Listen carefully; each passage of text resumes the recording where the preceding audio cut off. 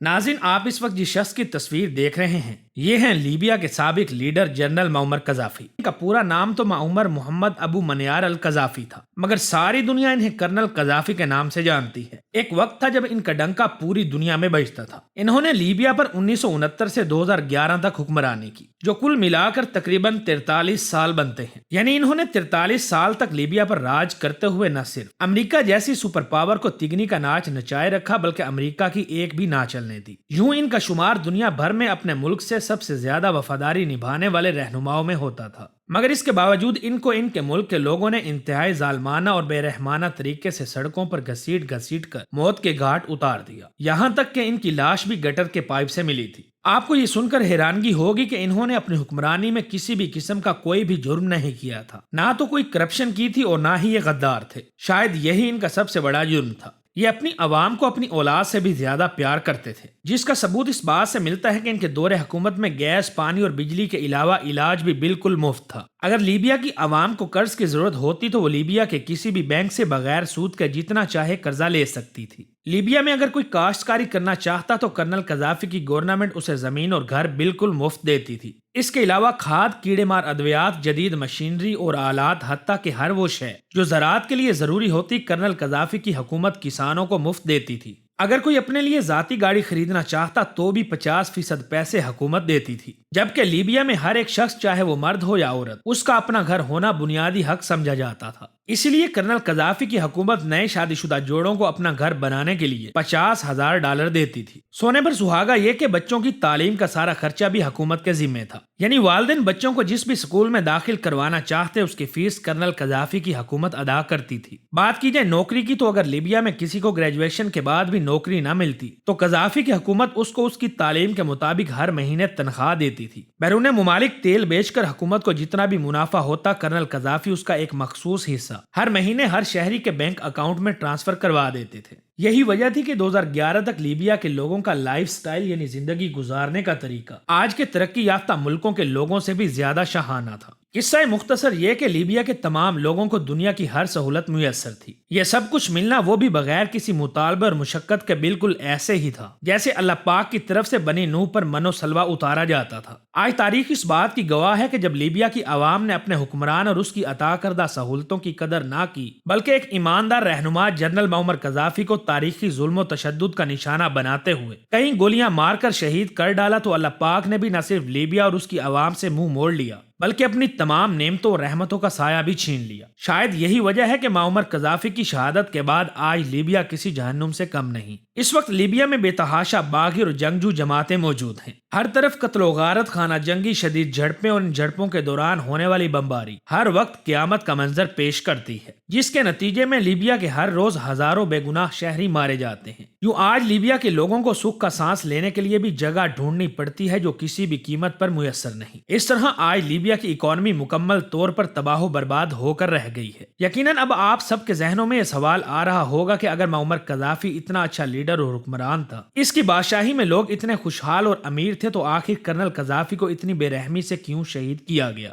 اس سوال کا جامع مگر مختصر جواب یہ ہے کہ کرنل معمر قذافی کی موت کی سب سے پہلی اور بڑی وجہ کرنل معمر قذافی کا امریکہ کو نہ ماننا تھا، جبکہ دوسری بڑی وجہ امریکی مفادات کے راستے میں کانٹا بن کر کھڑے ہونا تھا، جو کہ امریکہ کے لیے ایک بہت بڑا خطرہ بن گیا تھا۔ واضح رہے کہ کرنل قذافی اکثر اپنے انٹرویوز کے دوران کہا کرتے تھے کہ اب وہ وقت آ گیا ہے کہ ہم سب مسلمان ممالک اکٹھے ہو جائیں، ورنہ فلسطین، شام اور عراق کے بعد ہم سب کی باری آنے والی ہے۔ لہٰذا اگر ہم اب بھی متحد نہ ہوئے تو وہ دن دور نہیں جب ہم ایک ایک کر کے ختم ہو جائیں گے، کیونکہ امریکہ، برطانیہ اور اسرائیل سمیت دوسرے مسلمان دشمن ممالک ہم سب کو ایک دوسرے سے الگ کر کے تباہ و برباد کر دیں گے۔ آپ یہ جان کر دنگ رہ جائیں گے کہ وہ اکثر یہ بھی کہا کرتے تھے کہ جس دن مجھے مارا گیا تو لیبیا پہلے جیسا نہیں رہے گا، کیونکہ میں لیبیا کی شان و شوکت اپنے ساتھ لے جاؤں گا۔ تیسری بڑی وجہ یہ تھی کہ لیبیا کے پاس بے تحاشا پیسہ اور 143 ٹن سونے کے ذخائر موجود تھے۔ اس کے علاوہ بے تحاشا اور کبھی ختم نہ ہونے والا تیل جو پوری دنیا میں نہ صرف ڈالر میں بیچا جا رہا تھا بلکہ آج بھی بیچا جا رہا ہے۔ کرنل قذافی نے اسے دینار اور روپے میں بیچنے کا پلان ترتیب دے دیا تھا۔ اس سے ہٹ کر کرنل قذافی کا مستقبل میں یہ منصوبہ بھی تھا کہ لیبیا افریقہ کے اندر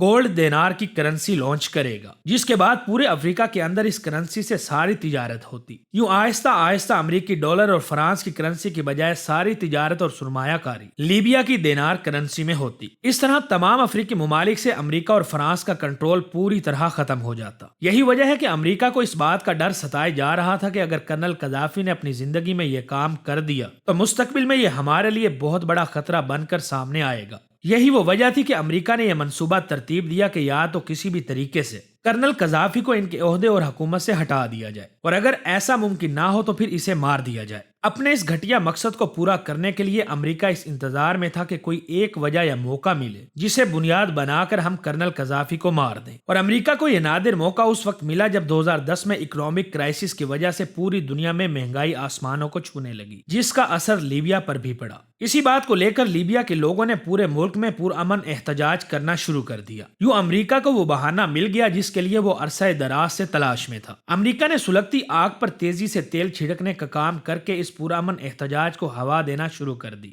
اس کے بعد امریکہ نے پوری دنیا میں میڈیا کے ذریعے یہ پیغام پہنچا دیا کہ ان مظاہروں کو روکنے کے لیے کرنل قذافی اپنے ہی لوگوں پر بدترین ظلم کر رہا ہے۔ اسی دوران امریکہ کی سپورٹ سے باغی جماعت قذافی کے خلاف ایک نئی حکومت بنانے کا اعلان کر دیتی ہے۔ اس سے بھی بات نہ بنی تو مارچ 2010 کو یورپ اور مڈل ایسٹ کے 10 ملکوں نے مل کر امریکی خواہش کے مطابق لیبیا پر جنگی حملہ کر دیا، جبکہ میڈیا کے ذریعے دنیا کو یہ بتایا اور دکھایا گیا کہ ہم لیبیا کی عوام کو ظلم سے بچانے اور ان کی مدد کے لیے جا رہے ہیں تاکہ قذافی کے ظلم سے عوام کو بچایا جا سکے۔ جاری جنگ کا ایک سال سے بھی زیادہ عرصہ گزر جانے کے بعد 20 اکتوبر 2011 کے دن جب کرنل معمر قذافی 85 گاڑیوں کے قافلے کے ہمراہ غازی شہر جا رہے تھے تو نیٹو فورسز نے ان کے فون سے ان کی لوکیشن ٹریس کر کے ان پہ تباہ کن اور جان لیوا ڈرون حملہ کروایا۔ ڈرون حملے میں ان کے قافلے کو تو بے تحاشا جانی و مالی نقصان پہنچا، مگر خوش قسمتی سے معمر قذافی خود بچ گئے۔ یوں معمر قذافی اپنی جان بچانے کے لیے گٹر کے ایک پائپ کے اندر چھپ گئے۔ ان کی یہ خوش قسمتی جلد ہی بدقسمتی میں بدل گئی کیونکہ انہیں چھپتے ہوئے باغی جماعتوں نے دیکھ لیا تھا۔ بس پھر کیا تھا، باغی جماعتوں کے جنگجوؤں نے پہلے تو انہیں پائپ سے باہر نکالا، پھر انتہائی بے دردی کے ساتھ مارنا پیٹنا شروع کر دیا، یہاں تک کہ انہیں نشان عبرت بنانے کے لیے گاڑی کے ساتھ باندھ کر سڑکوں پر بھی گھسیٹا گیا۔ کہا جاتا ہے کہ ان کے پیشاب والی جگہ پر ان کو چاقوؤں سے مارا گیا، مگر کرنل معمر قذافی نے اپنے چہرے سے خون صاف کرتے ہوئے صرف یہی کہا کہ خدا اس ظلم کی اجازت نہیں دیتا۔ میرے بچوں، تمہیں نہیں پتا کہ کیا صحیح ہے اور کیا غلط۔ یہ لوگ جن کی وجہ سے تم مجھ پر ظلم کر رہے ہو صرف تمہیں تباہ کرنے کے لیے تمہارا ساتھ دے رہے ہیں، مگر لیبیا کے لوگوں نے ان کی ایک بات بھی نہ سنی۔ ظلم تر ظلم یہ کہ انہوں نے ظالمانہ تشدد کرنے کے بعد معمر قذافی کو گولیاں مار کر قتل کر دیا۔ اس سے بھی دل کی تسلی نہ ہوئی تو انہوں نے ان کی لاش کو 2 دن تک فریزر میں رکھ کر مختلف اذیتیں پہنچائی اور پھر دفنا دیا گیا۔ ناظرین، سچ پوچھئے تو وہ دن اور آج کا دن یاد کر کے لیبیا کے لوگ خون کے آنسو روتے ہیں۔ اس کے علاوہ اس بات میں بھی کوئی دو رائے نہیں کہ معمر قذافی کے جانے کے بعد لیبیا کی شان و شوکت اور رونق ہر گزرتے لمحے ریت کی دیوار کی طرح ختم ہوتی چلی گئی۔ آج لیبیا کا یہ حال ہے کہ یہاں دنیا بھر کی تمام دہشت گرد اور باغی جماعتوں نے ڈیرے ڈالے ہوئے ہیں۔ آج لیبیا میں شاید ہی کوئی ایسا گھر ہو جس نے اس خانہ جنگی جھڑپوں اور بمباری میں اپنا کوئی فرد یا لخت جگر نہ کھویا ہو۔ یہی وہ سب سے بڑی وجہ ہے کہ آج لیبیا کے لوگ کرنل معمر قذافی کو رو رو کر نہ صرف یاد کرتے ہیں بلکہ انہیں نیک دعائیں بھی دیتے ہیں۔ آج کی ویڈیو میں بس اتنا ہی، نئی ویڈیو میں ملتے ہیں، تب تک اپنا اور اپنے پیاروں کا خاص خیال رکھیں۔